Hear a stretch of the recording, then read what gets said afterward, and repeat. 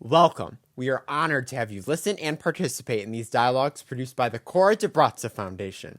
To learn more about the foundation and about how you can help us in our mission of unearthing untold stories of moral energy, visit virtuesofpeace.com.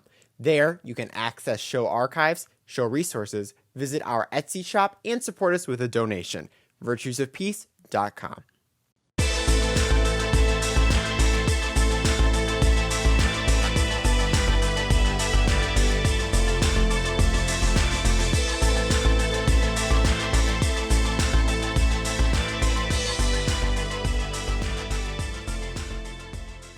Hello and welcome to Virtues of Peace. My name is Hope Elizabeth May, and today I'm joined by Michael Buzzy and Randy Olson.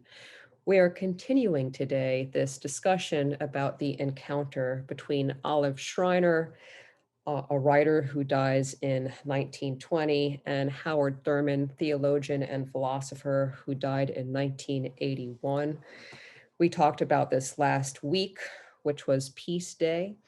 And we continue this conversation today, doing a little bit of a deeper dive into the moral psychology of the nonviolent way of life or the nonviolent lifestyle. As we began to discuss last week, the civil rights movement did, and I think people still do, make a distinction between nonviolence or pacifism as a tactic versus nonviolence or pacifism as a way of life.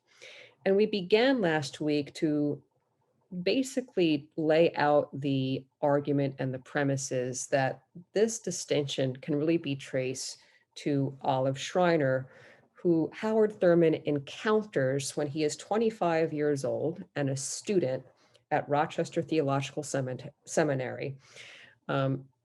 At a conference. Olive Schreiner is read aloud to him. It changes his life in a way, and he has to read everything he can by her. And as I said last week, we talked about how this encounter really helps Thurman start to articulate this notion of the nonviolent way of life, which was later picked up by Martin Luther King. And we are continuing today to talk about what does that consist in, and specifically the moral psychology. If you're not familiar with that term, moral psychology, it is a term that you can find in philosophical ethics, and it really refers to put it most simply, the inner resources, as I like to say, so beliefs, desires, habits, addictions, the inner things going on that are relevant to moral behavior. So we're going to be unpacking the moral psychology of the nonviolent way of life today. There are a number of different clips. I think we're pulling from 3 or 4 of Howard Thurman's sermons, and you can access those sermons in their entirety on our Show Resources page at virtuesofpeace.com. Listening to those sermons or talks is a really wonderful way to learn more about Howard Thurman. So just a sort of brief review of this encounter between Schreiner and Thurman. Again, it is in 1925 when Howard Thurman first hears Olive Schreiner's allegory, The Hunter. And as I said last week, in 1973, so almost 50 years later, Thurman publishes an anthology of Schreiner's writings called A Track to the Water's Edge. And that phrase, A Track to the Water's Edge, comes from one of Schreiner's allegories. Since last week, I have learned that actually Thurman began working on this anthology in the mid-40s. And so this was really a lifelong labor of love for Thurman to publish this Olive Schreiner anthology. So one of the texts that was foundational to our discussion last week and will also play a role in our discussion this week is a piece that was published in 1921 after Olive Schreiner's death called The Dawn of Civilization. It's a very short piece. It was intended to be a book, but Olive Schreiner died before that could happen. And you can access that on our show resources page. And in that piece, which is really devoted to the question of peace and war, Olive Schreiner does make a distinction between different kinds, I should say among different kinds of pacifism or nonviolence. And so here you have in this piece, this distinction made by Schreiner about the different ways by which someone can be opposed to war. And Thurman discusses this distinction, this threefold distinction, in the foreword, or actually it's the introduction to his anthology, A Track to a Water's Edge. So Schreiner, in this 1921 piece called The Dawn of Civilization, again, you can access it on our show resources page, says things like, well, you could just sort of inherit your pacifism from a tradition. So perhaps if you're born into the Quaker religion, the Quakers are notorious pacifists, and this is where it comes from. You could be a pacifist insofar as you're opposed to a very specific war, a specific conflict. So you're not necessarily against all war, but just a specific war. That's type number 2. And type number 3, which really relates to the nonviolent lifestyle or way of life. This opposition to war or pacifism that arises out of the, quote, personal element. So Schreiner doesn't use the phrase lifestyle or way of life, but this like pacifism that arises out of the personal element. And as Thurman understands that, and he discusses this again in his anthology, and you can access that, by the way, on our show resources page. You can access his anthology to Schreiner. It's available online at archive.org. You do have to, check it out. That is, borrow it digitally to see all of it for an extended amount of time. But Thurman, as he unpacks this personal element way of being a pacifist, goes on to say things like one's pacifism can ensue from one's philosophy of life and as part of one's total response to life and one's experience of it. So it's almost like the pacifism emerges out of a philosophical mindset. Another quote, a way of looking out upon the total landscape of life for the garnering of meaning. And he goes on to say that he believes that Schreiner was a pacifist in this sense, that given her whole philosophy of life, it was a no-brainer that she would be against war. And she goes on to say in this Dawn of Civilization that she is a, quote, universal conscientious objector to war, unquote. So she's totally opposed to it because of her outlook on life. And so we started to talk about that outlook a little bit last week. And so we're going to pick up with that this week on this show. And one of the things that we talked about last week was this belief in the unity of nature, that everything is connected. Mankind is a part of nature, and man and mankind are connected to each other. And so to get us back to that discussion, I'm going to play a few clips that speak to this notion of the unity of all things, and then we'll get into the discussion. So the first clip comes from a talk or sermon. It's about 3 minutes long that Howard Thurman gives in 1962, and here comes the clip. The whole problem of peace, to which I want to call your attention in just fleeting glances, and that is that we are man is a part of an encompassing whole. Man is a part of the whole world of nature as well as history, and one of the tricks of the mind, and I use the word trick advisedly, one of the tricks of the mind is to establish for man a sense of his being separate, distinct, and other than the world of nature out of which he comes and in which his life is embedded and by which he is nourished. And the mind, then, the creative mind of man, brooding over the stuff of nature, as if it were in essence completely other, until at last he is able to unlock its secrets, and then these secrets become his private possession. And in the exercise of these secrets, in carrying out his dreams and his hopes and his aspirations, he feels under no moral obligation to have any regard for this wider encompassing world of nature out of which he came and from which his secrets come. So that we find him today with a secret in his hand, as if the secret were not a part of the encompassing whole of which he is a part.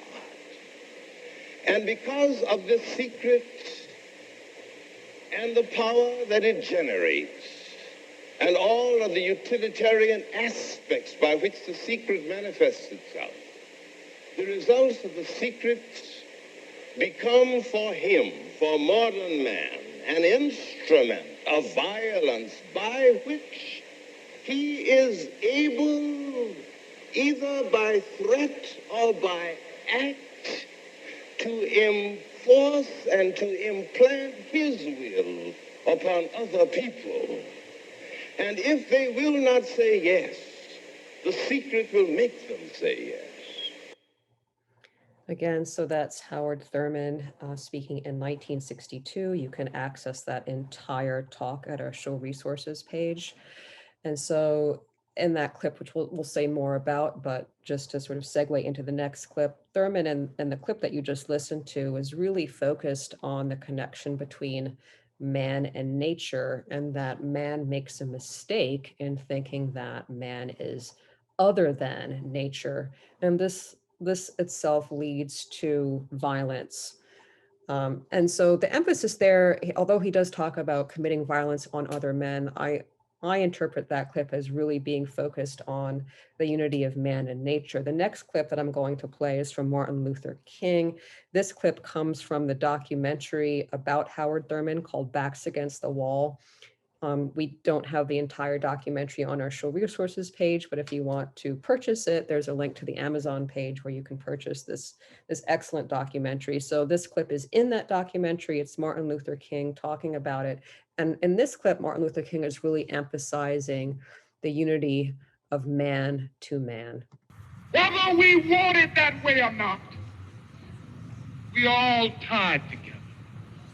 Every Negro in America is a little white, and every white man in America is a little Negro. The Negro needs the white man to save him from his fears, and the white man needs the Negro to save him from his guilt. We need each other. So that's a rather short clip. But the next clip, and I'm not sure whether to play this one now, so it's about 8 minutes long. So before I do that, let me just stop and see if any of the co-hosts have anything to say about any of the two clips that I just played.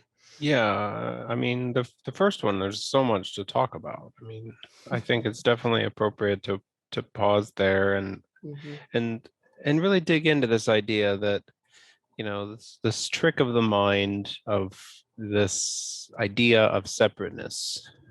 It's, you know, I want to dive in there because we can point to that as the root of just about every problem, not just violence, in fact, but it's like it's weird because there's a paradox, right, where the function of the mind is to draw distinctions between things, and the whole concept of a personal identity is housed in the idea that, well, that you're something, and if you're something, then that has to be opposed to something else, at least by the rules of grammar. So the trick of the mind, I like that phrase because it's really capturing the fact that it's part of the game. It's part of what the mind does. But as we dig into it further, I mean, we can start to see how drawing the distinction between yourself and everything else, it creates the conditions that make various forms of hatred possible. And I don't know, I'm kind of circling around this idea of self-hate, where it's like, okay, well, once you've drawn this subtle distinction between you and other things, then you have an object upon which the emotion can hook onto, right? And you can hook the emotions onto either entity, either the self or the individual separate entity that you're calling self, or this larger thing, which, you know, we might think of as a capital S self. But, you know, I don't think there's a lot of people that go towards a hatred of the greater sense of self without completely leaving, like, call it morality, call it ethics, without completely leaving that stuff behind. Like I think you only go down that road when you're starting to allow evil in voluntarily out of resentment or bitterness. So it's like we can see, I mean, just to stick to, you know, somewhat smaller of a circle, it's like this idea of separateness we could think of in a lot of different spiritual language, but it's like it's that specific trick of the mind is the form of ignorance that I think most of the spiritual literature is referring to when they talk about ignorance. I think that, like in Buddhism, like that, it's the ignorance of who you really are as that greater sense of unity with things and the identification with the unity and not the individuality that people refer to often as ignorance. So Cool. Yeah, and last week, I believe I mentioned this critique that Olive Schreiner has of Christianity that Howard Thurman discusses numerous times in his talks. And I cannot find where she makes this critique. He says it's in an autobiography, but I haven't been able to find it. But at any rate, Howard Thurman says, Olive Schreiner says that Christianity is deficient because it draws that distinction between man and animal. And once you do that, exactly as you say, Randy, that forms the basis of othering and hate. And once I do that, the way that Thurman puts it is there are people that are outside of the circle of, you know, my magnetic, the magnetic circle of my ethical awareness, something like that. I can draw a line and other people are outside of it and they become other. And so indeed that this seems to be a prerequisite for hatred and then violence. And hatred, as we'll go on to discuss in this show, and we mentioned it last time. So one of the things that Howard Thurman is famous for is his framework that is in his 1949 book, Jesus and the Disinherited, of the hounds of hell, which are fear, hypocrisy, and hatred. And that hatred, we have a very specific duty regarding hatred if it arises in us. We'll get to that in a moment. I just want to flag it now. And so, yes, as we're tracing this belief about unity, and as you put it, Randy, the ignorance of that leads to all sorts of malfunction, if you will, in the person, and that at worst, this matures or devolves into violence. Michael, anything to add?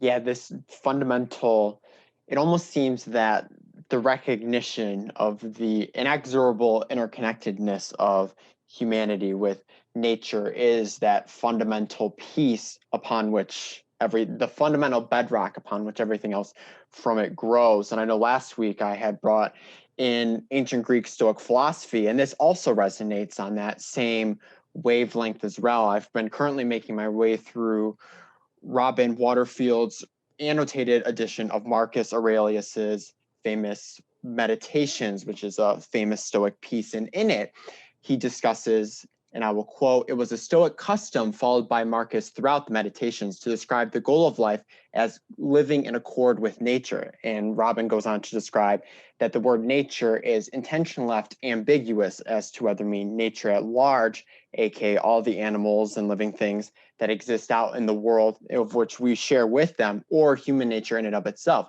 And he has this really great line, and I will quote from, he says, since universal nature is rational, and since the core of one's human nature is rational, living with one's human nature is at the same time living in accord with nature itself. If you observe and understand correctly, nature of humanity dictates the appropriate stepping stones to happiness and virtue. But yeah, recognizing and living in accordance with this idea that humanity is inexorably linked with all of nature around it, and you are a part of that. That is, as it says, it is a key, it is a stepping stone, that is the foundation upon which you can go through and lead a virtuous / happy life in the Stoic sense, and also a life in which you are exhibiting nonviolent tendencies in the public and your private spheres as well. Mm-hmm. Very nice. And on this show, we have discussed numerous times nuclear weapons. I want to say that in this talk that Thurman gives, he goes on to connect this with nuclear weapons, and that the fact that we have these weapons which can not only destroy mankind but nature, needs to be dealt with, that all of us have a duty to reckon with that fact of where we are today. I just wanted to throw that in there. There is that connection made, and there's a couple of talks where Thurman does talk about nuclear weapons and the Cold War. Great, so I will then now play this third clip, which it's still on these themes that we're talking about. And this clip is actually Thurman reading aloud an allegory of Olive Schreiner. I mentioned this allegory last week. It's called In a Ruined Chapel. It mentions not only the mandate of forgiveness, but also you'll hear at the end this claim made through an allegory that we are basically connected to each other and that we are the kind of same person, if you will. So this clip is a little bit long. It's about 8 minutes long, and it is Howard Thurman reading Olive Schreiner's allegory In a Ruined Chapel. This is called The Dream in a Ruined Chapel. I heard the breaking of the water on the rocks 300 feet below, and the rustling of the wind among the olive trees and the ruined arches, and then I fell asleep. I had a dream.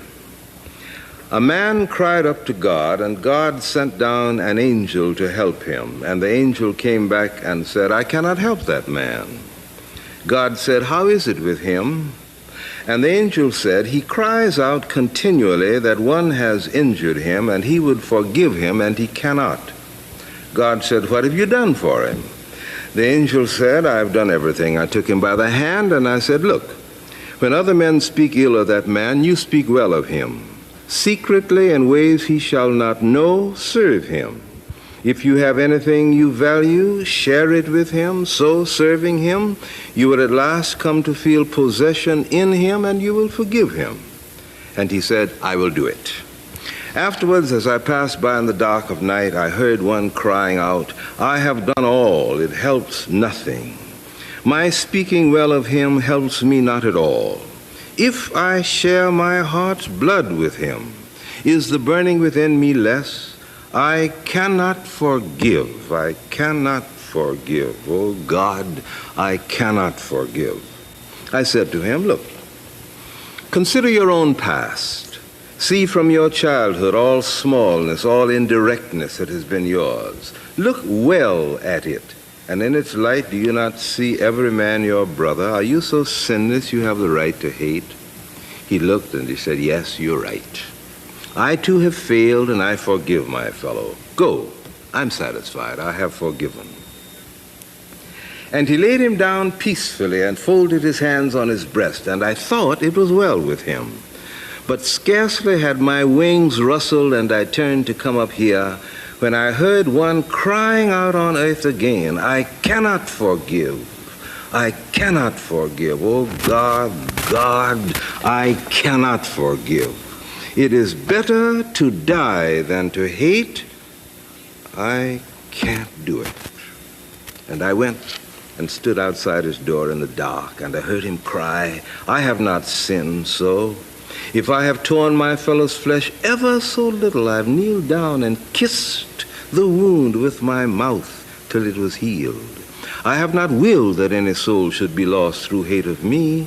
If they had but fancied that I wronged them, I have lain down on the ground before them that they might tread on me, and so seeing my humiliation, forgive and not be lost through hating me. They have not cared that my soul should be lost. They have not willed to save me. They have not tried that I should forgive them.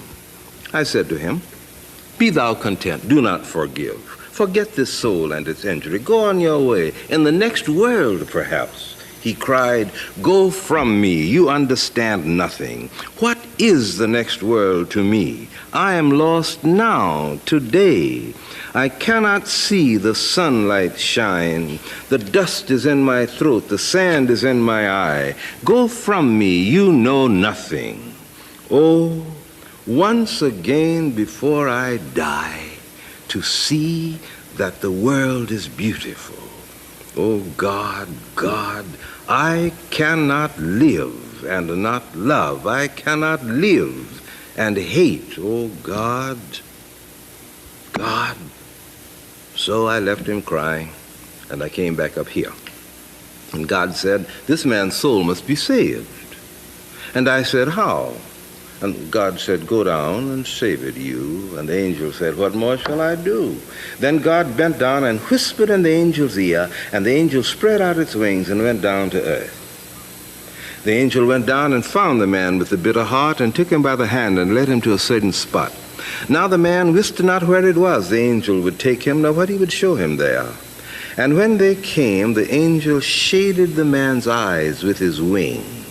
And when he moved it, the man saw somewhat on the earth before them. For God had given it to that angel to unclothe a human soul, to take from it all those outward attributes of form and color and age and sex, whereby one man is known from among his fellows and is marked off from the rest. And the soul lay bare before them, bare as a man turning his eye inwards beholds himself. They saw its past, its childhood, the tiny life with the dew upon it. They saw its youth when the dew was melting and the creature raised its mouth to drink from a cup too large for it. And they saw how the water spilt. They saw its hopes that were never realized. They saw its hours of intellectual blindness, men call sin. They saw its hours of all radiating insight, which men call righteousness. They saw its hour of strength, when it leaped to its feet crying, I am omnipotent. Its hour of weakness when it fell to the earth and grasped dust only. They saw what it might have been, but never would be. The man bent forward, and the angel said, what is it? He answered, it is I, it is myself. He went forward as if he would lean his heart against it, but the angel held him back and covered his eyes. Now, God had given power to that angel further to unclothe that soul, to take from it all those outward attributes of time and place and circumstance, whereby the individual life is marked off from the life of the whole. Again, the angel uncovered the man's eyes, and he looked. He saw before him that which in its tiny drop reflects the whole universe. He saw that which marks within itself the step of the furthest star, and tells how the crystal grows underground where no eye has seen it, that which is where the germ in the egg stirs, which moves the outstretched fingers of the little newborn babe, and keeps the leaves of the trees pointing upwards, which moves where the jellyfish sail alone on the sunny seas, and is where the lichens form on the mountain rocks. And the man looked, and the angel touched him. But the man bowed his head and shuddered. He whispered, "It is God." And the angel recovered the man's eyes now. And when he uncovered them, there was someone walking from them a little way off. For the angel had reclothed the soul and the outward form and vesture, and the man knew who it was. And the angel said, "Do you know him?" And the man said, "Oh, yes, I know him." And he looked at the figure. And the angel said, "Have you forgiven him?" But the man said, "How beautiful my brother is." And the angel looked into the man's eyes, and he shaded his own face with his wing from the light. He laughed softly and went up to God. But the men were together on the earth. So again, that's Howard Thurman, and that clip comes from a 1963 talk focused on the broader talk is about self-knowledge. And he also mentions this in a talk that he gives on Jesus and the Disinherited, which we'll talk about in a couple of minutes. But I'm not sure of the exact date of when Olive Schreiner writes this allegory, but it's sometime in the early 1900s or late 1800s. And so again, it's Howard Thurman reading Olive Schreiner's allegory in a ruined chapel.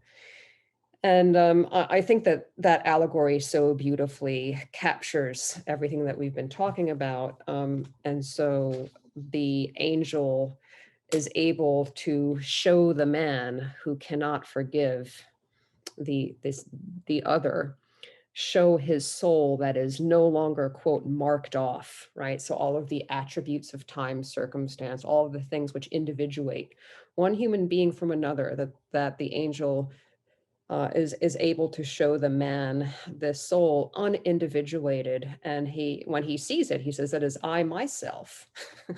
And he sees that it is himself and that it is connected to all of nature. And that framework, that frame, if you will, then enables the man to forgive. And so again, you see this recognition in the unity of things, not only man to nature, but man to man, helps one and paves the way for forgiveness. And I think, Randy, you want to say something? Yeah, I mean,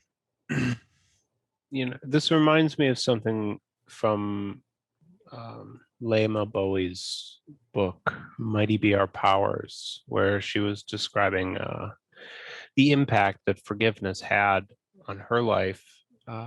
Now, in that story, she was forgiving a person who she had a relationship with in the past, and how it caused her all of this internal torment.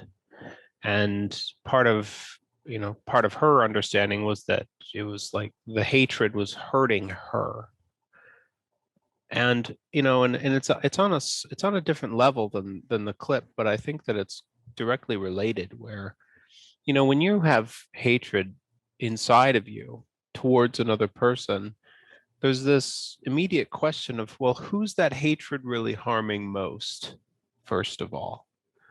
And like the individual who's harboring that, it's like a poison, right? And so it's like there's this direct disservice immediately upon like having such a thing brewing inside of you, which is like one sort of individualistic frame, but addresses the fact that we have a responsibility to like pay attention and respond appropriately to our environment, because no matter what the other person does to us, when we start to bring things like hatred and resentment and bitterness into ourselves and have them as whatever they are, justifications or explanations, or, we have these rationalized reasons for holding these emotions, and all they do is make the situation worse. And so, yeah, this idea of beginning to identify ourselves with the other person or with anything else, it sets up the causal chain for a more peaceful world. Oddly enough, like, it starts all the way inside with the individual making a decision to remedy the poisons, so to speak, that are just inside. And in that way, of course there has to be this corresponding recognition that you're not doing this just for you anymore once you start to take care of yourself. So this is now just like this inverted frame on the same conversation, right? It's like, now you have this responsibility to take care of yourself by letting go of hatred towards other people, and hatred towards yourself, and hatred towards the world, and towards God, and whatever else you hate, because it's better for you, and it's better for everyone else, and it's better now, and it's better in the future. And so it's like, yeah, stuff like that. Yeah, so there's a couple of different really important insights that need to be had here. And we are going to talk more about hatred. I mean, hatred, the word, I don't remember it being used in this allegory in a ruined chapel. So this person can't forgive, but I mean, one can infer that there's a hatred brewing there. And so there's different ways we can, points of entry, ways of entering the forest. We can talk about the psychic dynamic that's going on here. And so there's a couple of things that need to be recognized.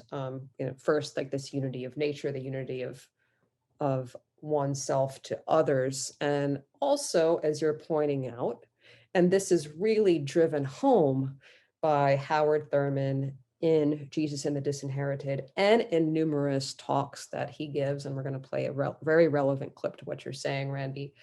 But in this is the recognition of this unity of myself with everything, but also the recognition that certain emotions are harmful to me. And I think that's not everybody recognizes that, right? So there has to be this awakening to the fact that this emotion is bad for me. And that's why Thurman names it as a hound of hell that needs to be dealt with. And we could spend a whole show on Howard Thurman's notion of hatred. He gives several talks just devoted to that topic, and it is a whole chapter in Jesus and the Disinherited. But basically, and I'm no expert, but at this point, I think my understanding is that he basically says hatred, it's destructive, that and it's indiscriminate, that once it gets going in the soul, and I think the clip that we're going to play gets at this, it just keeps going, and it really doesn't care about how, like, the cause of it. Like, there could be some rational basis to hatred, but once it comes alive in the soul, it no longer cares about that, and will go on to live regardless of the rational basis for something. So, angry people will be very angry at people for no good reason, this kind of thing. And so this needs to be dealt with. So I'm gonna stop there and just see, Michael, if you have anything to say before I play this next clip. Yes, I agree. The hatred discussion is one. There's so much to pull from, and to really go into that'd be a very fascinating show indeed. But in terms of laboring towards a nonviolent existence for ourselves and for others, this hatred component really has this ability to, as you were saying, Hope, it's very indiscriminate. It's like starting a fire within your soul, thinking you're going to be able to direct it towards your immediate thing that you feel is causing this within yourself, this hatred. But before you know it, the fire is out of control, and it's burning so many other facets of your internal being before the smoke has truly clouded your vision, and you have that rational basis that you once had is completely evaporated. It's no longer there. So this ability for hatred to blind and to cause one to draw those distinctions and that otherings between people only further serves the fuel of the fire you light initially to think that it's something that can be directed towards the supposed end that you have in yourself. But no, in the end, it ends up consuming so many other parts of an individual and disillusioning one from their original basis for having that hatred in the first place. Why it's important to them foster those tools and that do the inner work within yourself to go through the process of recognizing the immense interconnectedness and to see others as more like yourself than others, to ensure that initial fire is never lit in a response to this external thing that is causing you to have this internal feeling of hatred. Mm-hmm. Indeed. And yeah, it's not me who has that insight that it's indiscriminate. It's Thurman, and I learned that from him. But yeah, so hatred is itself a poison for oneself, and again, Thurman says it's destructive, and because it's destructive, it can't be life. It's not God. It's not vitality, right? And so the trick, the goal, is to make sure that our responses to things that happen to us preserve that kind of vitality and almost like joy. So if joy is not going on, if that kind of like inspirational vitality, there's a clip that we'll play where Howard Thurman uses the phrase, so beautiful, a wild and unrestrained vitality, that if that's not going on, it's like wrong. And hatred, he goes on to say, is absolutely inconsistent with that it's destructive, it's not positive and creative. And I think, Randy, you have something to say, and then I'll play this clip. Go ahead. Yeah. Yeah, this idea of indiscriminate destruction is something I want to dig into briefly. I love that. That's such a I don't love that. I like the idea.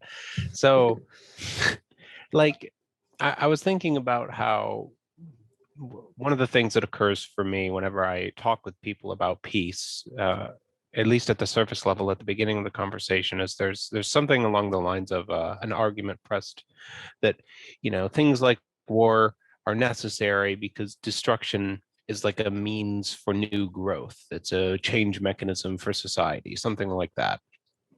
And this idea of indiscriminate destruction really, it's like a scalpel levels precision as to why there's a difference between like pruning flowers for the rest of the garden to thrive versus, you know, versus like dynamite dynamite to dig, right? It's like there's this distinction that has to do with utilization of the mind for discernment, right? And the destruction that has discernment with greater good as a motive is like there's like this fundamentally different form of destruction taking place that I just wanted to draw attention to, as like forgiveness doesn't necessarily connect with this so I know that's how this clip was kind of centered around, but we've been talking about this hatred idea, so I wanted to dig in there. Cool. Yeah, so very good. So I think we'll continue on that thread. This is the clip. This is from Jesus and the Disinherited, a talk titled Jesus and the Disinherited. You can listen to this entire talk. It's superb. I highly recommend listening to this in its entirety. You will learn a lot. It is from 1955, and it's Howard Thurman. The only thing that hatred knows is to reproduce itself in kind, over and over and over and over again. And this leads me then to say that are part of our great and central responsibility in the living of our lives, if we undertake to live them under the aegis of the gospel of God, we must not only take responsibility for the things that we do, the positive, direct act, bottoming the private act, the individual deed with the integrity of the self. We must not only do this, but we also must take responsibility for our reaction to the circumstances, to the events, to the people by whom we are surrounded. I am responsible to God not only for what I do to you, but I am responsible to God for my reaction to you for what you do to me. Your life is under a mandate that makes your responses to your environment in accordance with the integrity of your commitment to life.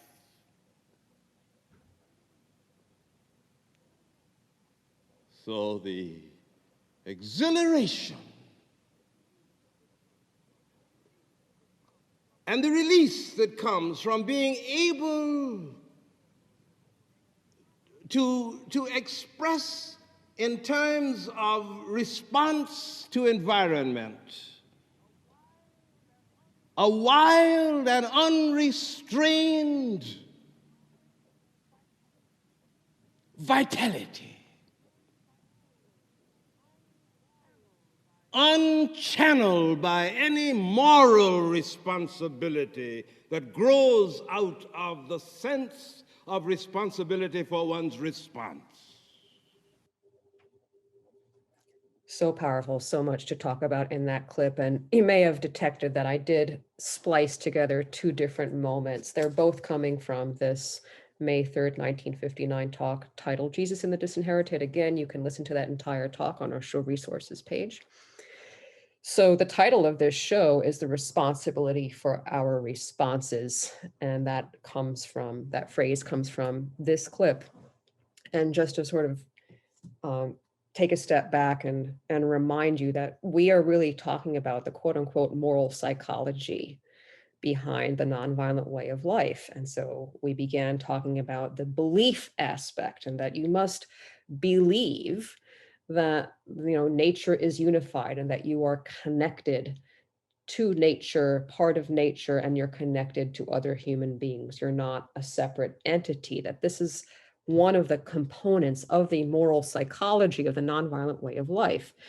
And we're getting into this idea of your emotional responses. So again, moral psychology, I like to think of it as, the term that refers to the quote inner resources, whatever they are, responsible for moral behavior. And so what Thurman is getting at in this clip is that we have a duty to respond to our responses, which are caused by other people. I just think that's extremely profound.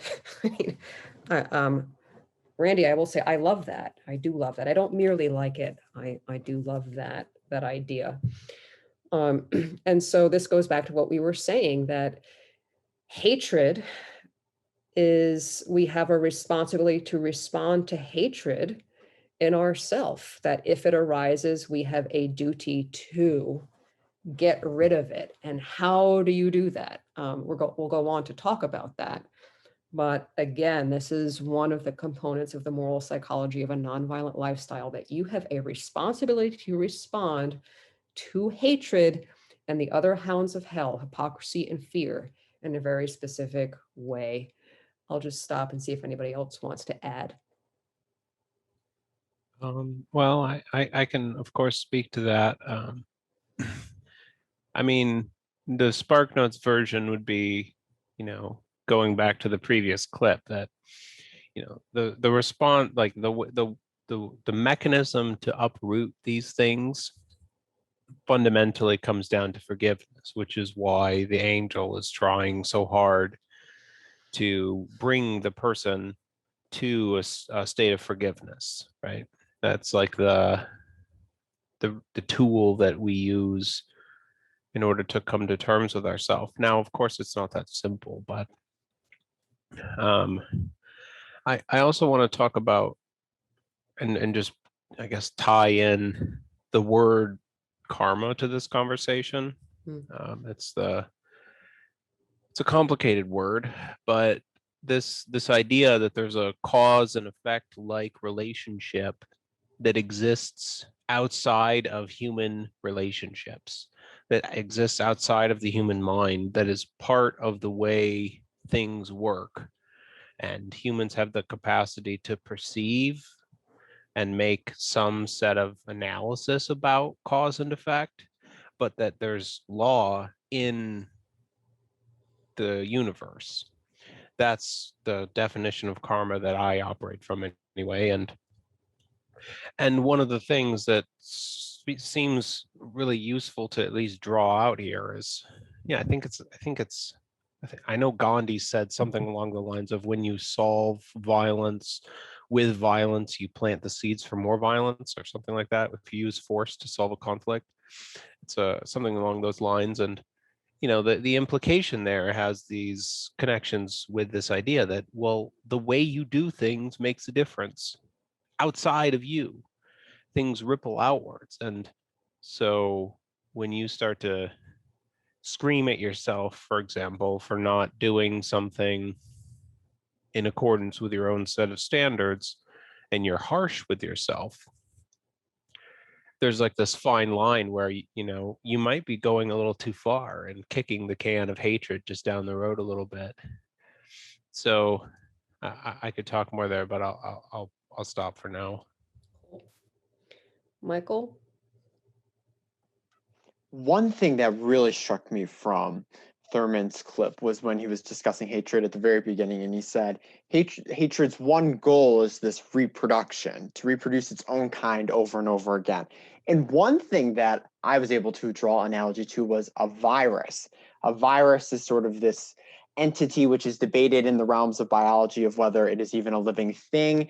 And its one goal is to invade a host, a cell, and then just reproduce more and more of itself until the host is eventually consumed, and then the fuel of hatred, or this virus, has utterly destroyed the very thing from which it is beginning from. And so then, if hatred is similar to this in that it is very indiscriminate and it has this tendency to just reproduce itself in an individual and then to spread itself to others through our own actions being fed and based off of this internal hatred that we are feeling and fueling within ourselves, what represents an antidote or a way in which to combat that? And one way that we've been talking in the last show and in this one is having those ideas of the inexorable interconnectedness of all of humanity, and to not other those who are around us, serve as sort of maybe the Moderna vaccine or the Pfizer vaccine for an individual trying to combat themselves from the virus that is hatred, to sort of put it in the COVID terms we are experiencing. And that ability is to, just because I've been making quite a few connections to Stoic philosophy, to connect it back to that, Stoicism really functions off of this basis of rationality and the consulting reason in which to base your actions off of. Sort of in between the impulse and the response, that gap in between is the ability for reason to dictate what response you will give or what response not to give. And so through having and fostering and going through that inner work within ourselves to bring forth those ideas of interconnectedness and so forth, which will help to combat hatred, our responses will then be rational. And as Thurman had talked about, joy. And to go back to my edition of Robin Waterfield's Marcus Aurelius's Meditation, he discusses this process of that there are emotions that we emote due to circumstances which do represent rationality. And then he even says that joy is rational elation, that through this consulting of reason and then our responses through that, that a proper response in consulting reason and not immediately reacting on that visceral emotion of hatred or so forth will produce something rational, which would then in turn be joy. But still a detachment in sense we are not completely fueling ourselves off of that bad energy of hatred or any other emotions that might hijack the passions. Mm-hmm. Well put indeed. And I just want to, this couple of sentences that stick out to me from this clip. Your life is under a mandate that makes your responses to your environment in accordance with the integrity of your commitment to life. So there it is again, that like you're talking about, joy and vitality is used later, that hatred is incompatible with this, and therefore you have a duty to root out the virus, as you're saying, Michael, because that is out of sync with your commitment to life. And again, there's a response to the environment that should be a wild and unrestrained vitality. So all, please think further about this claim that, you have a duty to take care of what's going on inside of you so that, you unfold in a way that is showing integrity to life. That's the whole goal here. So this is very interesting because when we're talking about moral psychology, I don't really know how to, fit this. Okay, we have a duty to respond to emotional responses in a certain way, the responsibility for our responses. And Thurman goes on to say, after he makes this claim, that the way that he's going to say, I don't really know how you do this, but what you have to do is cultivate a desire to forgive.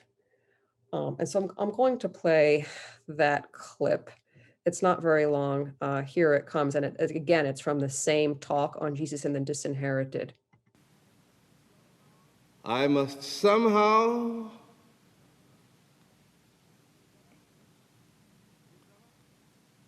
develop a desire to desire.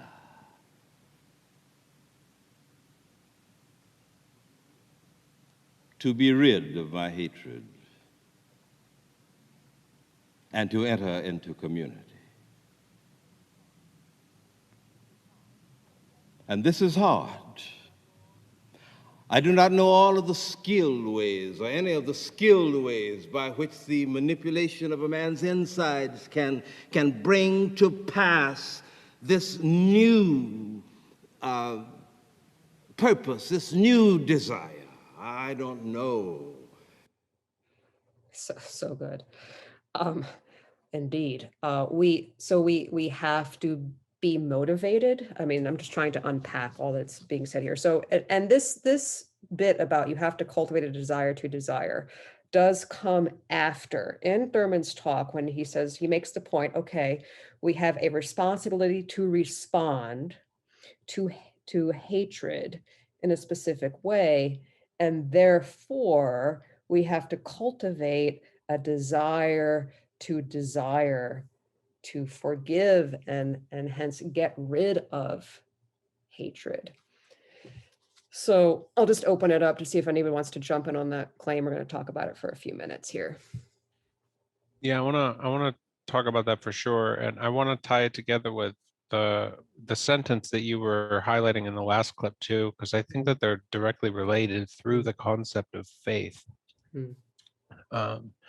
So just whole desire to desire on the burner. and bring back, your life is under a mandate that makes your responses to your environment in accordance with the integrity of your commitment to life, and hold those two together. It's like you have to have this Kierkegaard style leap of faith in the form of a belief that all things considered, the universe is good. And if that faith is present, it turns out that there's like this short circuit it's like a shortcut, not a short circuit, it's a shortcut to the rational justification for all of the claims we've been making today. And there's a rational, like a completely coherent sound set of arguments that proceed from taking other people and taking yourself and imagining the shared fate. It's like this integrity of your commitment to life idea. It's a promise, right? It's a promise. And now it's a promise that you have to renegotiate all the time. And I think that's where the desire to forgive bit comes in. It's like you have to want the right things. And it's not just forgiveness, although I think that that's kind of critical to the hate conversation. It's a ever renewing commitment to the goodness of being, which provides this foundation for all moral conversations to, come and like actually, work it out in the same space. And if the bottom of that, call it a boxing ring for imagery's sake, if all of the conflicts have to come to the boxing ring that's built on a commitment to the goodness of being, then the arguments all have to go down to a certain place at the end of the day. They all have to lead to a peaceful solution, because otherwise it's working against the original dictates. It's working against all things, yourself included. And so no rational person can start to make decisions based on hate with that kind of faith-based pillar. And the faith has to be this, it's the same as this commitment to life, the integrity of your commitment to life. It's that, it seems to be that thing. Cool. Yeah, that I need to think about. There's a lot there. Thank you for all of that. Michael, do you have anything to add? Yes, this integrity to the commitment of life is something that also really resonated with me. And for me personally, I drew a connection to one of our favorite individuals on the show, Immanuel Kant, and his morality of when you are doing something, that there are the feelings of maybe pleasure or desire we get from doing that particular thing, and then we receive joy from doing it. But the true commitment to this integrity, this true commitment to life and to living and pursuing nonviolent activism and making sure that is fostered within your public and private spheres as well, is that when those passions and desires that flow, to think of a river and you're the boat and the current is going in the same direction that you are and doing the thing, when the current flows against you, that commitment is really put to the test in that. And it's almost rational in the sense you will continue to pursue it just because it is life. It is so profound. This ideal of interconnectedness and the foundations from which that springs in a field of laboring towards a nonviolent existence, both in the public and private spheres. But that is where it's really tested, because there are so many instances in life where I feel those roadblocks or times in which the currents feel they are flowing against us, and so many things that come up which make us feel that we are disillusioned from this pursuit that we have been striving towards. And that it is in those moments when you really must dig deep, reflect in on the inner world and the work that you've done during those good times to really weather the storms when the external parts are bad, and allow that inner world to be the fuel through which you will maintain and only further your commitment to life in general, and then also towards a nonviolent existence as well.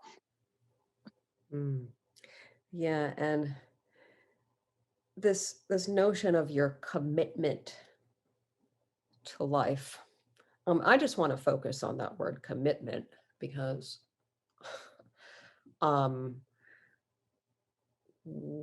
as Randy said, you have to keep renegotiating that. That is, you have to keep like returning to the insight that you have this commitment, that this commitment is very, very serious and grave. And I just think that that's a kind of revolution of thought. I know you like that phrase, Michael, and I do too. That commitment to life is something extremely serious, and I'm going to honor that. And honoring that is going to impose on me a very specific way of acting and responding. And so I just want to flag the word commitment there and have us and our listeners just think about the, I don't think in our society we take commitment seriously anymore. That they're sort of, they can be trumped by expediency, right? But this is a sort of like, come what may, you're going to be committed to life. And this desire to desire, again, like trying to unpack that. So you all may know that, you know, in ancient Greek philosophy, there is a distinction made amongst different kinds of desire. And you really get this in Aristotle's philosophy. Plato makes it, but Aristotle makes more distinctions. And so there's like the desire for the good.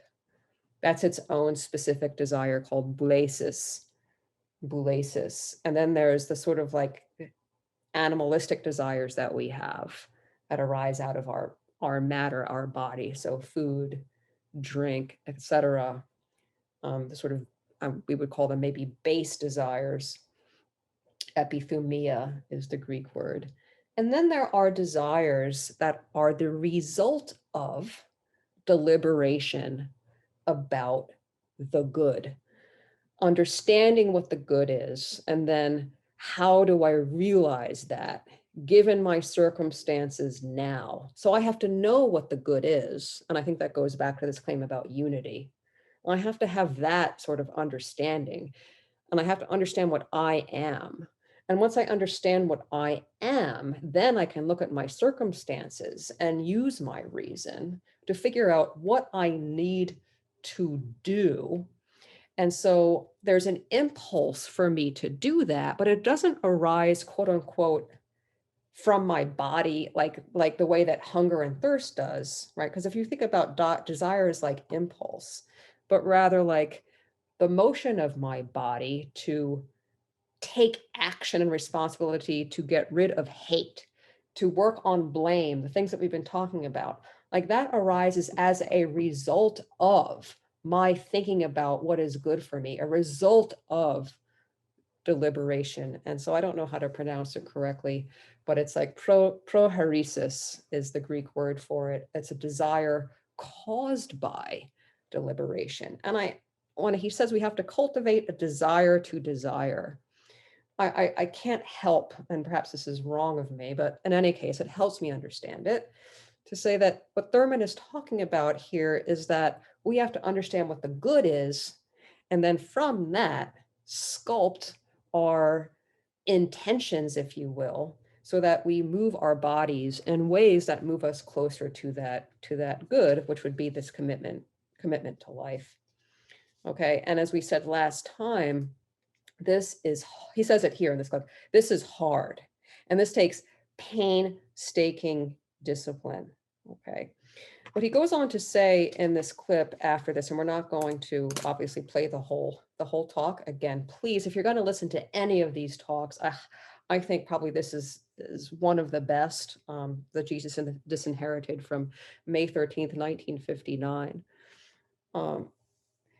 So he goes on to say in that first we have to cultivate a desire to desire. So how do we get rid of hate? We have to cultivate a desire to get rid of it. And then we have to bring the person back into the center of our ethical awareness, because when we have hatred towards someone, we're othering them and they're outside of our moral sphere. And so we have to like take positive action to bring that person back into our moral universe. So there's like it's a 2-step. So, or maybe a 3-step: responsibility for your responses, number 1; number 2, cultivated desire to desire; and number 3, bring that person back into your moral center. Okay, so I'll stop. I think, Randy, you have something to say? Yeah, I like the way you framed all that, and what it brought to my mind was the idea of addiction. And it seems like we're addicted to retaliation.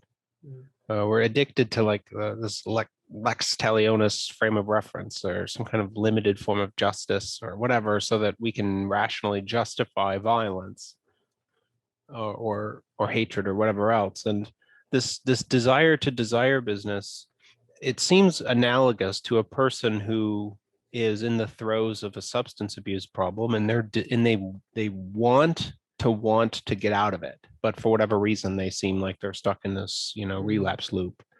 And so they go to an AA meeting, for example, and then you have the 12-step program, which has you do a certain set of procedures in order to walk through seeking all kinds of ways to get yourself out of that mess. And we don't have a 12-step program for an addiction to violence, or an addiction to retaliation, or an addiction to whatever else we might label this as. The trick of the mind. Yeah, we're back, right? We don't have an addiction 12-step program for the trick of the mind. We don't have that. And instead we have more confusion, all things considered. But yeah, there's this idea that there are maybe prerequisites to forgiveness, which is what I'm reading, or that's how I'm hearing what you were talking about with the distinctions between different kinds of desires from the Greek.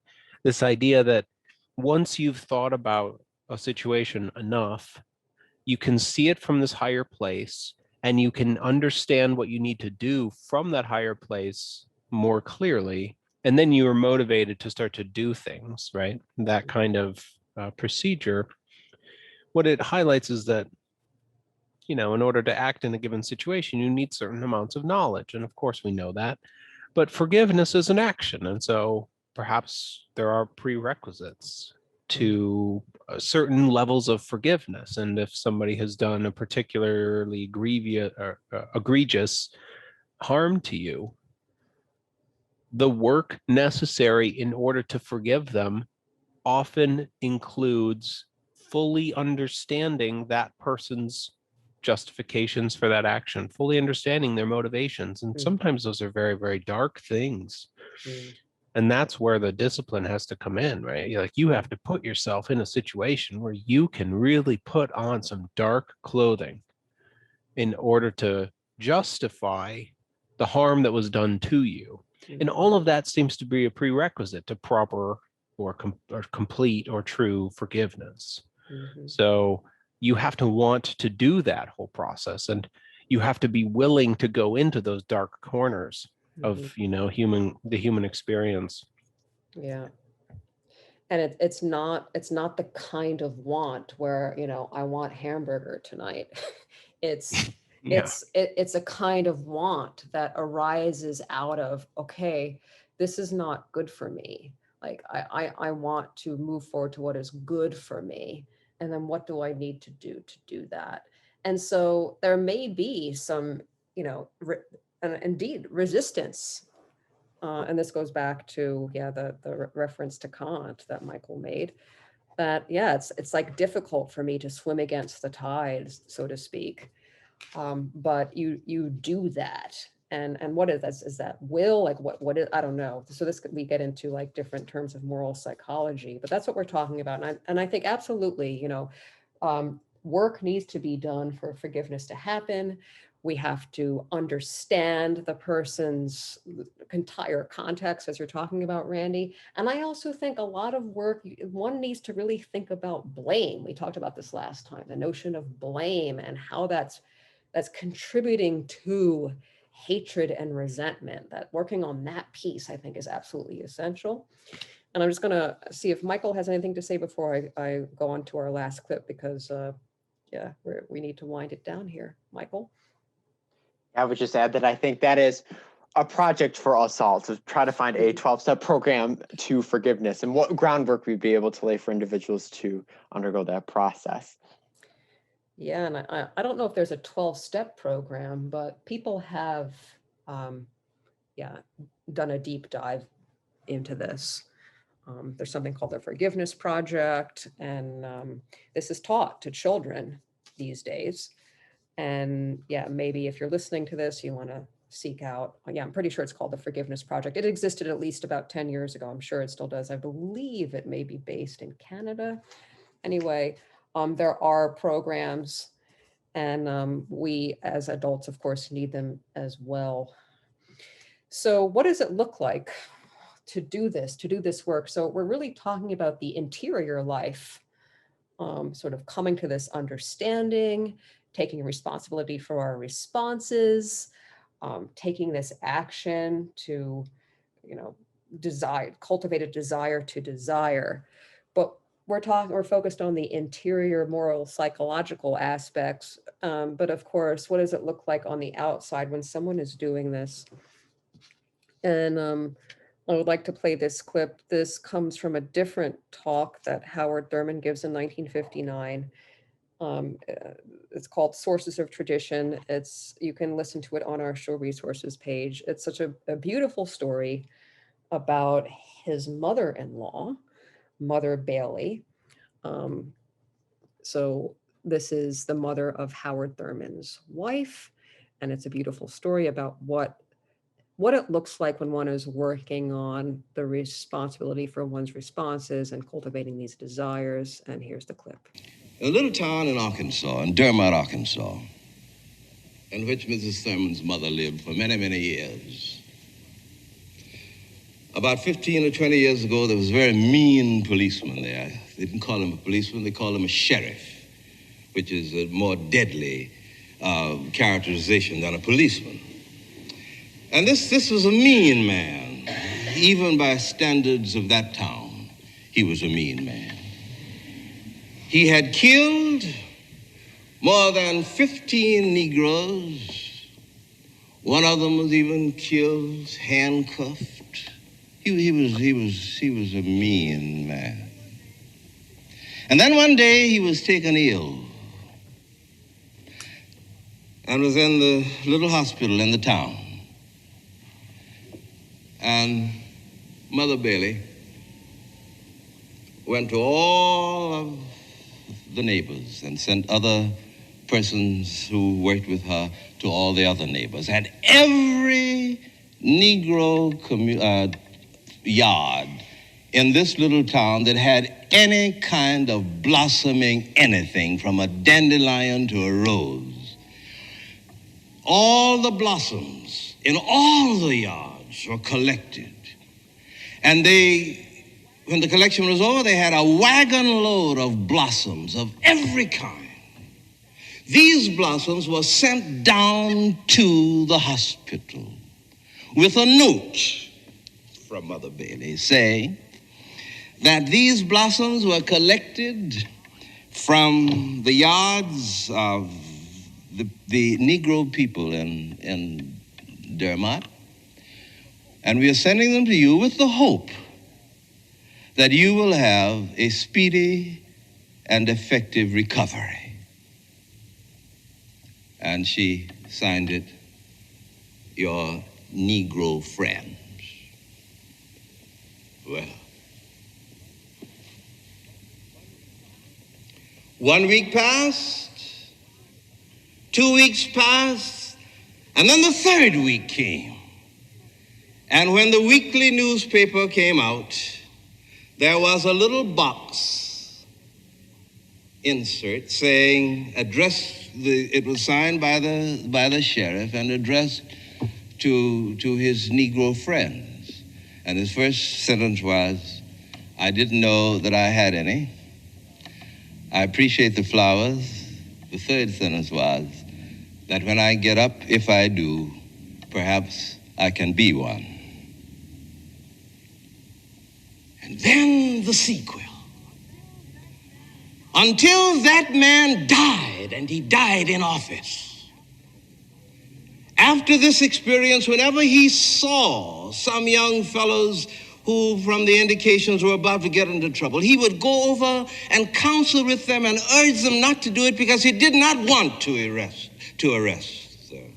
Now, it may not have worked, you see, but back of it was the assumption that the death in this man, the dead place in this man, can somehow be resurrected. And if you can put him in touch with that which will renew him, then the deepest thing in life will call to the deepest thing in him, and he will answer. So good. Such a beautiful story. And today is the 1-year anniversary of the death of George Floyd. And I think that story about Mother Bailey and how she responds to the, quote, mean sheriff needs to be considered today. We need to remember this. And I'll just open it up to anybody who wants to comment on that story.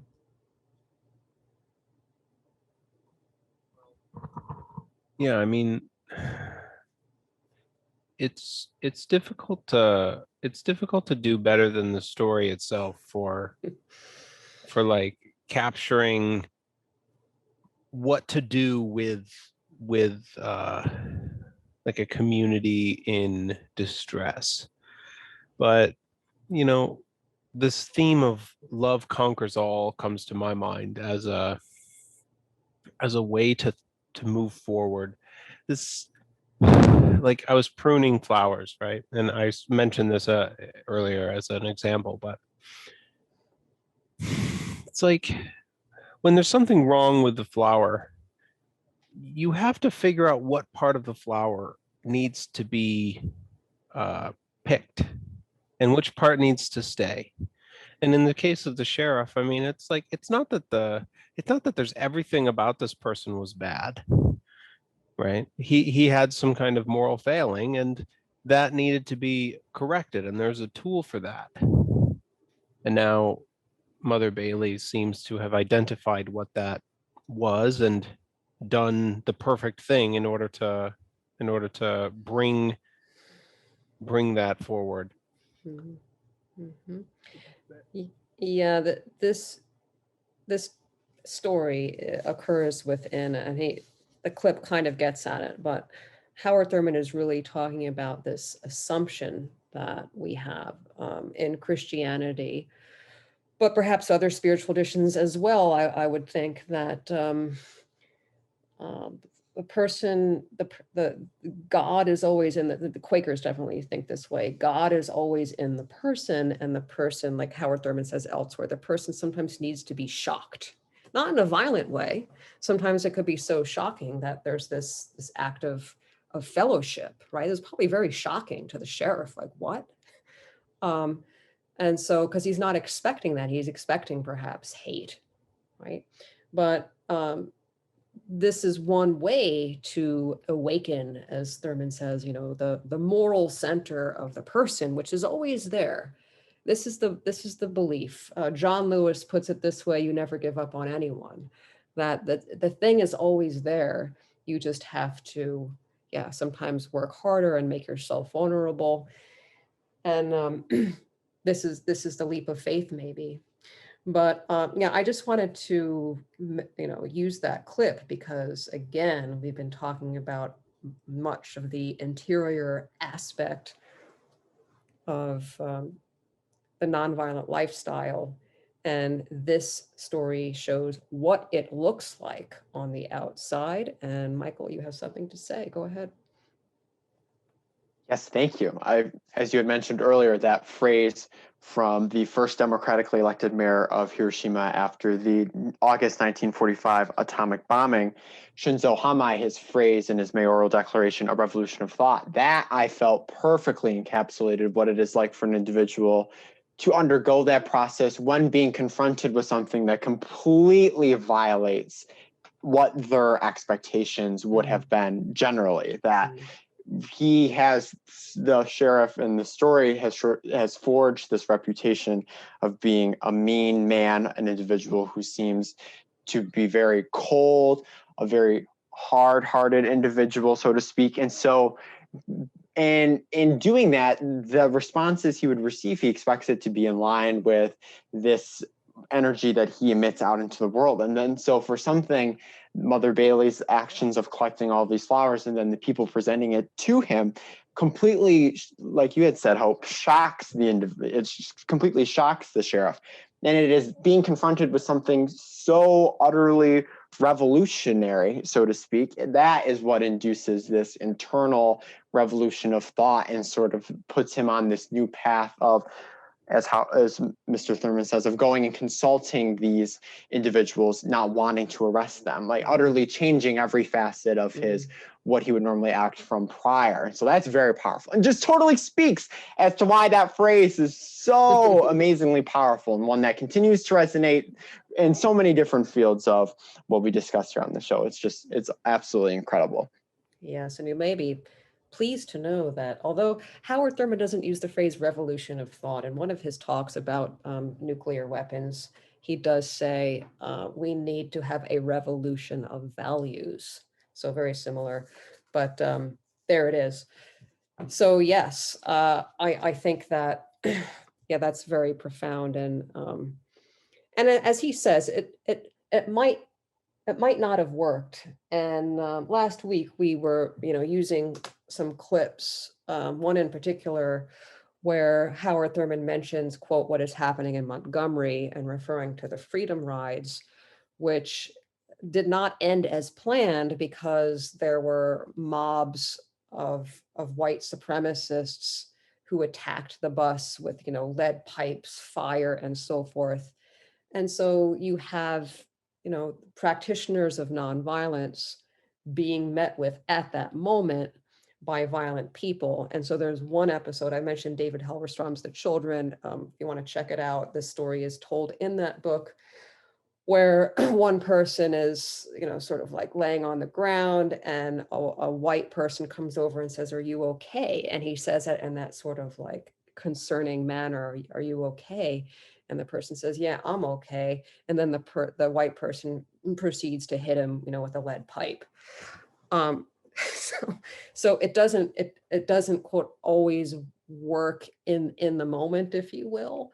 And these were the sorts of things that caused the critics of the nonviolent approach to the civil rights movement. And we still have them today. This is still, Randy, you're talking about, some of your colleagues who talk about the necessity of war and maybe the necessity of violence and this kind of thing. And it's very complex. We feel that we need to at least discuss it. It's something that Olive Schreiner, Howard Thurman, Mahatma Gandhi, of course, practiced. And we think that it is our duty to at least look at these ideas. So I think this is a good place to end the show. I will just quickly go around and see if anybody has any last words, and starting with you, Michael, and then Randy, go ahead. Anything? Final thoughts? Yes. So as we've been discussing for these past two shows now, this very incredible connection of viewing yourself as an individual in harmony with nature. And I was totally reminded of the 7 rules of harmony from Cora de Brazza, and rule 5 to be particular. So that is what I will end out with by quoting it directly. So it says, treat all birds and beasts and all existences of the animal and vegetable world with justice and gentleness. Do not destroy, save for self-preservation and for the protection of the weak. Instead, make it your object to plant and nourish and to propagate all that will lead to the moral and physical admiration of family and home and the nation. But yes, by leading through the lens of life that you have, leading a life in which you see yourself as inexorably connected with everything else around you, and in adhering to many of the other tenets and axioms that we have discussed on this show, that will help to lead a life in which nonviolence is very possible and can be actualized in both of your public and private spheres. Thank you all. Cool, thank you for that. And I would say, yes, that rule of harmony number 5 seems to flow from the quote, to use a phrase that we've talked about earlier, one's commitment to life. I think that that rule that you just read is absolutely connected to the commitment to life. And Randy? So the general feeling I've had throughout the last 2 shows has been, I guess, a doubling down of the truth of a claim that I learned through William James in his essay, The Will to Believe. And in that essay, he talks about many things that are very significant and relevant to this conversation, but the short and sweet version is faith makes facts. And, a faith in the goodness of being sets the stage for an approach to life that yields a net positive for all beings. It is a prerequisite, in fact. We can talk about how you can be a good person without certain kinds of beliefs in God, for example. It's an atheist conversation, but you need to have a faith in the goodness of being. And once you have it, you can use it as a rational foundation for forgiveness, as a rational foundation for taking care of other people, a rational foundation for desiring the right things for yourself, and the rational foundation for trying to make the world a better place in accordance with all the things that are most important based on your own set of standards. But once you have this commitment to the betterment of being and a commitment to all of life as part of that, peace is a inevitable conclusion. Well said. So, and I just again wanted to remind our listeners and ourselves that today is the 1-year anniversary of the death of George Floyd. And shortly after that, our show, which is from June 4th, I believe, I just want to read the title of it. It's Plot, Plan, Strategize, Organize, and Mobilize, which comes from a talk that Killer Mike gave, the rapper, artist Killer Mike. Plot, Plan, Strategize, Organize, and Mobilize, the solidarity of human interests and international organization. And so that was a discussion that we had in the wake of what began to happen after the death of George Floyd. And it's very similar to what we're talking about, what Killer Mike says in this press conference that he gave, was that, we have a responsibility for, he doesn't say this, but it's in the same vein, we have a responsibility to respond in a very specific way to this violence. And that is plot, plan, strategize, this sort of like rational, deliberative response is called for, not necessarily violence and looting. So I will leave it at that. You've been listening to a discussion about Olive Schreiner and Howard Thurman. Howard Thurman encounters Olive Schreiner, and in one of the clips that we've listened to, he reads her allegory. So there's so much more there. This is the second of a show in a series We may continue with this, we will see, but you have been listening to Virtues of Peace. Please continue your education by checking out the show resources at virtuesofpeace.com, and have a great evening. Goodbye.